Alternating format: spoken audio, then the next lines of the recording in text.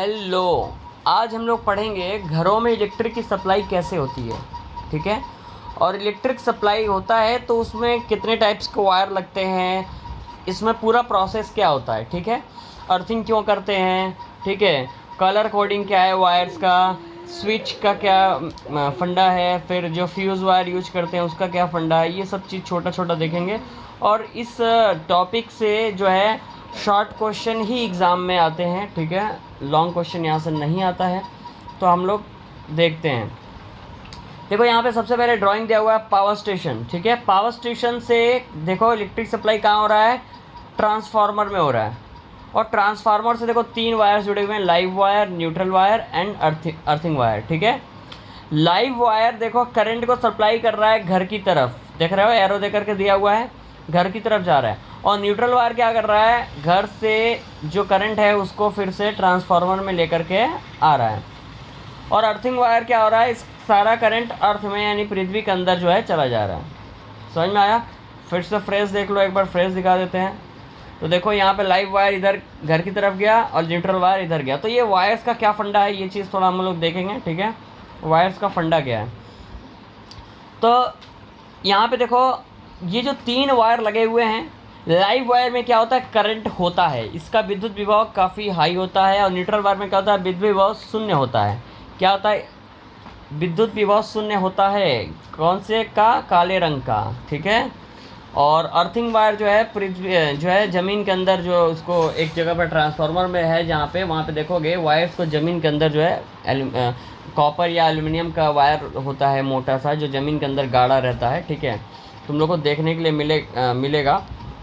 और उसमें देखोगे कि वो ज़मीन के अंदर गया रहता है। तो उससे होता क्या है कि ये जो करंट हम लोग को ज़्यादा हाई वोल्टेज का मिल जाता है, तो वो पृथ्वी के अंदर वो करंट जो है चला जाता है, ताकि हमें जो कोई है हमारे इलेक्ट्रिक अप्लायंसेस को कोई नुकसान ना पहुंचे। देखो यहाँ पे लिखा हुआ, अच्छे से समझते हैं हम लोग। इसको दिया है घरेलू परिपथ का पृथ्वी से संबंध। तो शॉर्ट सर्किट या ओवरलोडिंग के कारण विद्युत उपकरणों में अधिक धारा प्रवाहित होने लगती है। घटिया विद्युत रोधी पदार्थों पर लगे रहने पर गल जाता है, यानी अगर सही कोटिंग नहीं रहता है तो वो क्या करता है, वो गल जाता है। ठीक है। तो उससे क्या होता है कि जो उपकरण होते हैं उनको जो है झटका लग सकता है। ठीक है। नष्ट हो सकता है। तो करंट जब ज़्यादा अमाउंट में आता है तो वो क्या करता है, वो अर्थिंग वायर से क्या होता है, वो ज़मीन के अंदर पृथ्वी में चला जाता है, जिससे हमारे विद्युत उपकरण नष्ट होने से बच जाते हैं। ठीक है। तो ये है हम लोग का अर्थिंग का फंडा। ठीक है। अब जो है आते हैं यहाँ पे, फिर क्या लिखा हुआ है, तो यहाँ लिखता है अब स्विच के विषय में। तो देखो प्रत्येक विद्युत उपकरण में धारा के प्रवाह को संचालित करने के लिए अलग अलग स्विच होते हैं। ठीक है। स्विच को हमेशा लाइव वायर से जोड़ा जाता है, लाइव वायर जिसमें करंट होता है। ठीक है। देखोगे 3 पिन प्लग वाला जो बोर्ड होता है, ठीक है, 3 पिन प्लग वाला जो बोर्ड होता है, जैसे इस तरह रहता है। ठीक है। सॉकेट में ऐसे रहता है ना, जिसमें हम लोग चार्जिंग वगैरह जो लगाते हैं। ठीक है। तो ये वाला एक लाइव वायर होता है और एक जो है न्यूट्रल वायर होता है। तो एक इन दोनों में देखोगे, चेक करोगे अगर तुम टेस्टर से, तो इसमें करंट होता है, इसमें नहीं होता है। एक साइड होता है, एक साइड नहीं होता। और ये जो होता है ये मोटा होता है, इसका पिन देखोगे, चार्जर की पिन इसकी मोटी होती है। ये होता है अर्थिंग वायर। क्या होता है, ये अर्थिंग वाला होता है 3 पिन प्लग में, ये अर्थिंग वाला होता है, ये लाइव होता है। और ये वाला जो होता है हम लोग का न्यूट्रल होता है। ठीक है। तो स्विच लगा रहता है, तो उससे जो है स्विच ऑन ऑफ करने पे उस तरह से जो है काम करता है। फ्यूज क्या होता है, पहले भी पढ़ चुके हो कि विद्युत परिपथ के बचाव के लिए फ्यूज सबसे आवश्यक जो है एक बहुत ही ज़रूरी जो है उपकरण है, हम बोल सकते हैं, क्योंकि इसकी वजह से हमारे बहुत सारे इलेक्ट्रिक जो अप्लायंसेस होते हैं वो बच जाते हैं। ठीक है। तो क्या लिखा है, विद्युत परिपथ से बचाव के लिए फ्यूज सबसे आवश्यक सुरक्षा युक्त है। फ्यूज तार की प्रतिरोधकता बहुत अधिक होती है, गलनांक बहुत कम होता है। फ्यूज सदैव लाइव वायर के साथ श्रेणी क्रम में जुड़ा होता है। तो ओवरलोडिंग, शॉर्ट सर्किट होने से फ्यूज गलकर टूट जाता है और परिपथ यानी जो हमारा इलेक्ट्रिक सॉकेट होता है वो सुरक्षित रहता है। ठीक है। अब आते हैं 3 पिन प्लग। तो 3 पिन प्लग में पहले हम लोग देख लिए हैं कि 3 तरह का उसमें होता है, और लिखा भी रहता है उस प्लग पे कोई अच्छे जो प्लग होते हैं, E, L एंड N। तो L का मतलब क्या होता है, एल का मतलब होता है लाइव, ई का मतलब होता है अर्थिंग वायर, एन का मतलब होता है न्यूट्रल वायर। ठीक है, समझ आया? अच्छा, उसके बाद हम आते हैं नेक्स्ट कलर कोडिंग पे। तो देखो, कलर कोडिंग में हमें दो चीज़ें याद रखनी है। पहले वाली व्यवस्था क्या थी, पुरानी अवधारणा, तो पहले लाइव वायर को लाल से दिखाया जाता था, न्यूट्रल को काला से, अर्थिंग वायर को हरा से। लेकिन अच्छा, ये पुराना वाला भी याद रखोगे, नया वाला भी। नया वाला क्या है, जो लाइव वायर है उसको लाल से नहीं दिखा करके भूरा से दिखा रहा है।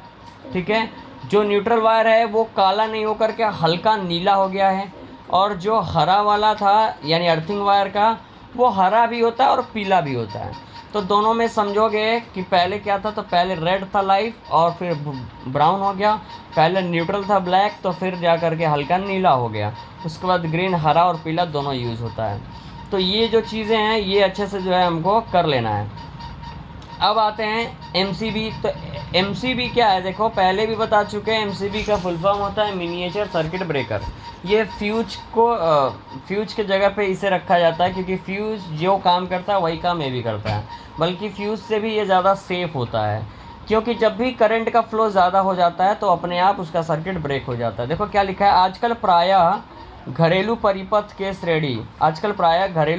के श्रेणी क्रम में एमसीबी का प्रयोग किया मुख्य सप्लाई से संबंधित होता है, जो संपूर्ण परिपथ में संयुक्त विद्युतीय उपकरणों को नष्ट होने या जलने से बचाता है। जब कभी उचित परिमाण से अधिक विद्युत का प्रवाह होने पर यह स्वतः बंद हो जाता है। यानी एमसीबी क्या करता है, वो मेन स्विच लाइन का काम करता है, जहाँ से वो खुद ही ब्रेक कर लेता है। देखो इस ड्राइंग को अच्छे से देखो, यहाँ पे देखो सर्किट ब्रेकर, यहाँ पे ये वाला पोर्शन दिखाया है। ठीक है, ये मैं जूम करके दिखा रहा हूँ, देखो लिखा है ना सर्किट ब्रेकर। तो ये मेन लाइन होता है, अगर ज़्यादा हाई वोल्टेज होती है तो ये मेन लाइन क्या होता है, डिस्कनेक्ट हो जाता है। मतलब यहाँ से जब डिस्कनेक्ट होता है तो क्या होता है, क्या मैं दिखाता हूँ तुम लोग को। यहाँ से अगर यहाँ से मेन लाइन ऐसा होता है, यहाँ पे अगर डिस्कनेक्ट हो जाता है तो देखो इससे रिलेटेड ये जितने भी अप्लायंसेस या जो भी चीज़ें यूज़ हो रही हैं इधर में, ठीक है, वो सब क्या हो जाती हैं, वो सब ब्रेक हो जाता है, वहाँ पे सब कुछ चलना बंद हो जाता है। जैसे स्विच, पंखा, बल्ब जो भी है सब कुछ बंद हो जाता है। मतलब हमारी जो भी इलेक्ट्रिक अप्लायंसेस हैं, अगर फ्रीज, टीवी, ठीक है, जो भी हम लोग यूज कर रहे हैं, वॉशिंग मशीन से लेकर के जो भी इलेक्ट्रिक अप्लायंसेस यूज कर रहे हैं, वो सब क्या होता है, हाई वोल्टेज करंट ओवरलोडिंग से जो है बच जाता है। ठीक है, तो अब जो है इसमें सावधानियों की बात है। देखो परिपथ में लगे स्विच, प्लग, सॉकेट और जोड़ों में सभी संबंधन की तरह कसे होने चाहिए। ठीक है, और उसके बाद ओवरलोडिंग होने में आग लग सकता है, तो इसके लिए भी हमें क्या होना चाहिए, उस तरह का वायर्स यूज करना चाहिए कि ओवरलोडिंग को वो जो है सहन शक्ति उसके अंदर हो।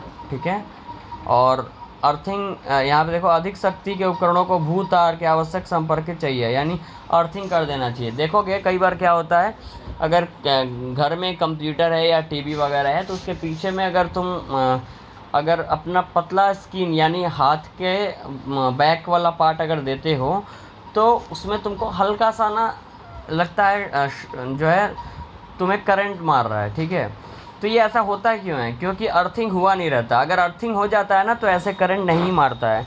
नहीं तो तुम कंप्यूटर के पीछे सीपीयू को टच करोगे तो हल्का सा तुम्हें क्या होगा, जो है हल्का सा तुम्हें एक शॉक महसूस होगा, एक शॉक फील करोगे। ठीक है, तो ये सब से बचने के लिए हमें क्या करना चाहिए, हमें अपने घर के आसपास यानी घर के बगल में एक बड़ा सा वायर ले करके, मजबूत वायर, उसको किसी भी सर्किट से, अपने घर के अंदर जो भी सर्किट है या मेन सर्किट सबसे अच्छा, मेन सर्किट से उस वायर को कनेक्ट करके हम ज़मीन के अंदर अगर उसको हम गाड़ देते हैं बड़े लोहे के छड़ के साथ, ठीक है, और थोड़ा नमक वमक पानी वानी डाल देते हैं, तो क्या होता है, ये सब सिचुएशन, ये जो शॉर्ट सर्किट, ये जो शॉक लगता है, ये नहीं लगता है। ठीक है, तो ये छोटा सा चैप्टर था, छोटा सा टॉपिक था जिसमें से शॉर्ट क्वेश्चन सिर्फ आता है।